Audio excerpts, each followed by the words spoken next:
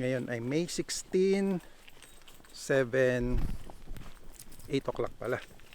8 o'clock na ng hapon. Nandito kami ngayon sa Sherwood Park. Natural area. Natural Park. Lang, naglalakad-lakad lang. Tingnan natin kung anong makikita nating wildlife dito sa natural park na ito.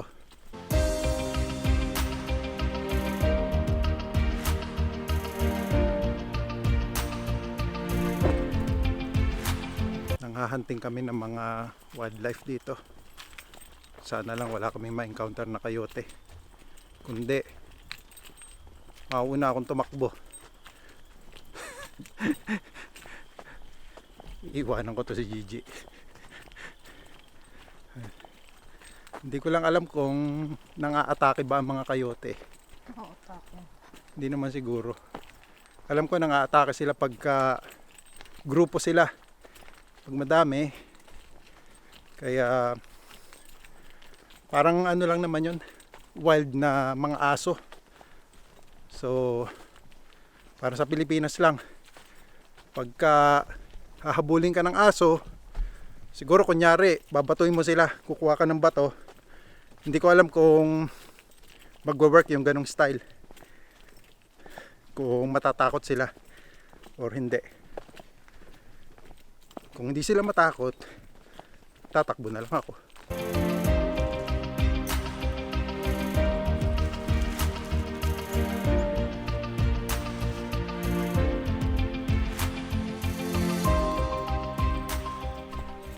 Mas maganda kasi ngayong maglakad-lakad na lang sa mga trail kaysa pumunta sa mall. Kasi alam nyo na, ayaw naming mahawa ng COVID. Kaya maglalakad na lang kami rito sa trail. At least walang masyadong tao dito. O konti lang yata pupunta rito. And it's time para mag-connect sa nature. Matagal na namin hindi nagagawa to kasi laman kami lagi ng mall. Siguro gagawin na lang namin to every week or pag may pagkakataon. Paikot lang yata ang trail na to eh. Medyo malamok lang pag hapon, kaya siguro maganda magdala ng off lotion.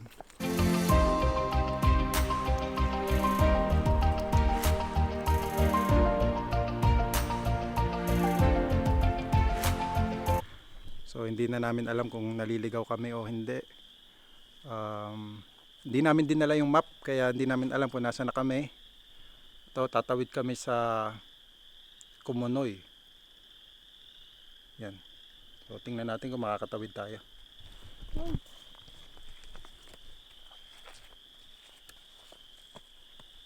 Ingat.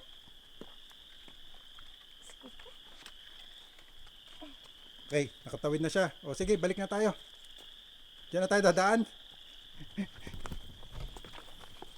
Oops. Oh.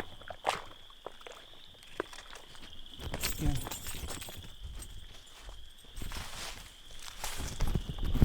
Okay, nakalampas kami.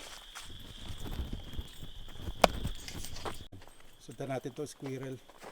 Kasi nawawala na kami. Hey squirrel. Can you show us the way?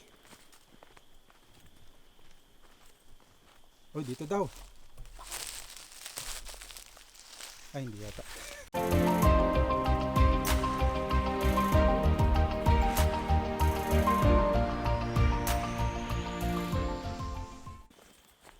So, hindi namin ina-expect na mahaba pala itong trail na to. Kaya babalik na lang kami kasi hindi namin alam kung nasa na kami. Naliligaw na yata kami. Hindi pa naman namin dinala yung map. So, okay, good luck sa amin. Mga palaka ba yun, ma?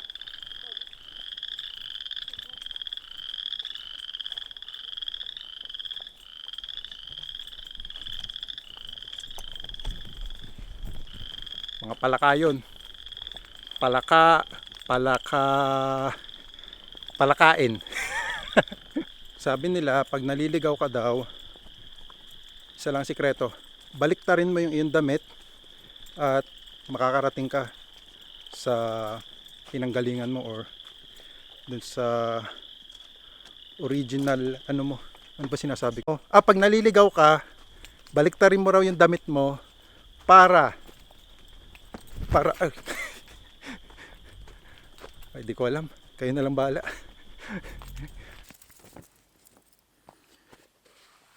Okay, binaliktad ko na yung damit ko.